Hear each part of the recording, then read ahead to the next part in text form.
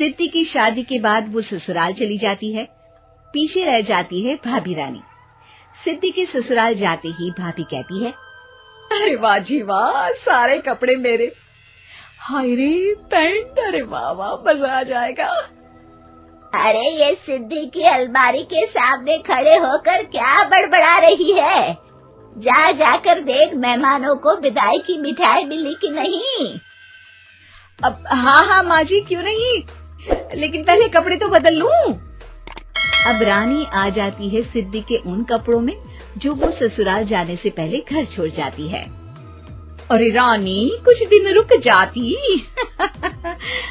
अरे ये तो सिद्धि बिटिया को मैंने ही दिया था, बड़ा ही फबता था उस पर, तुझ पर तो कुछ खास नहीं लग रहा। अब वो ना मेरे सारे कपड़े गीले थे तो सोचा पहन लूं। वैसे भी सिद्धि को कौन सा दिन पुराने आउटडेटेड कपड़ों को पहनना है। वैसे भी ये सूट तो मैंने तभी पहना था, वैसे खास है भी नहीं ये। हाँ ठीक है, लेकिन ना मेरी सिद्धि पर तो जमता था। सारे मेहमान चले जाते हैं और सिद्धि ससुराल से मायके पहली बार आती है। अपना घर, अपना कमरा, अपनी अलमारी। ये बोलकर जैसे ही सिद्धि अलमारी खोलती है तो सामने उसके कपड़ों की जगह कुछ और ही रखा होता है। माँ, ओ माँ, जरा कमरे में तो आना। सास और रानी वहाँ पहुँच जाते हैं।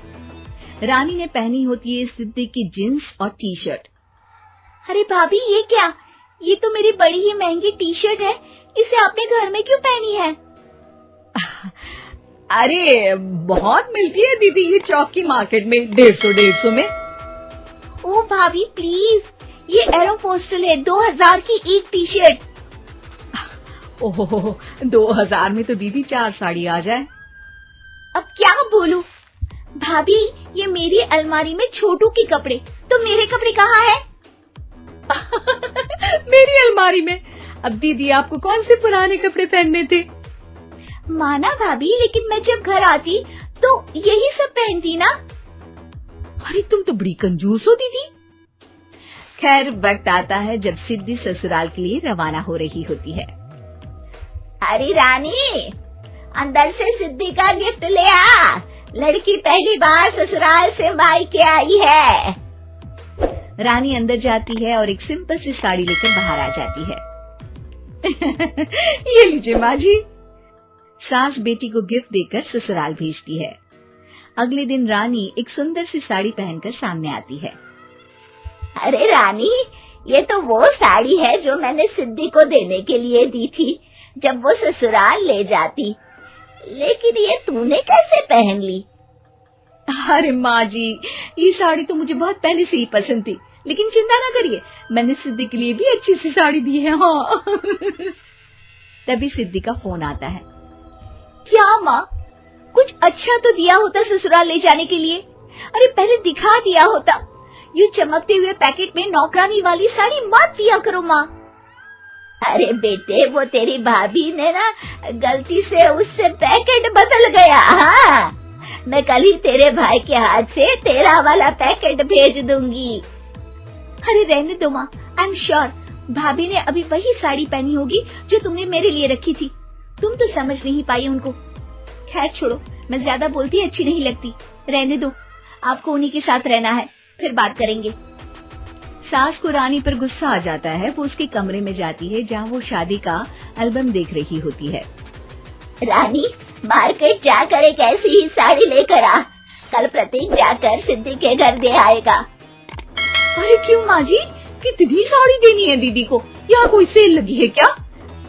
अरे चुप कर, मेरे बेटी के हिस्से की साड़ी खुद पहन ली, अब ज्यादा ज्ञान बांट रही है। एक दिन सिद्धि का फोन आता है।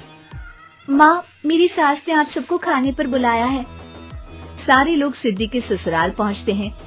खाना खाकर वो लोग निकल रहे होते हैं कि सिद्धि की सास सभी को गिफ्ट देती है।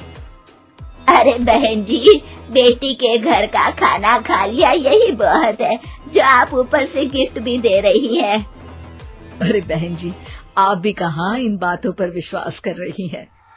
सास सभी को गिफ्ट देती है, लेकिन रानी को जो साड़ी देती है वो अजीब सी हरे रंग की लाल रंग के बड़ी छाप वाली होती है।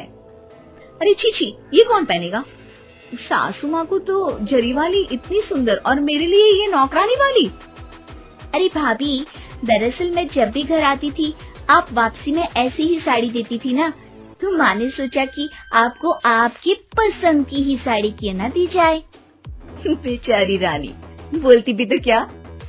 सिद्धि और सास रानी का चेहरा देखकर हंसने लगती है, तो रानी समझ जाती है कि अपने ही बिछाए जाल में वो फंस चुकी है।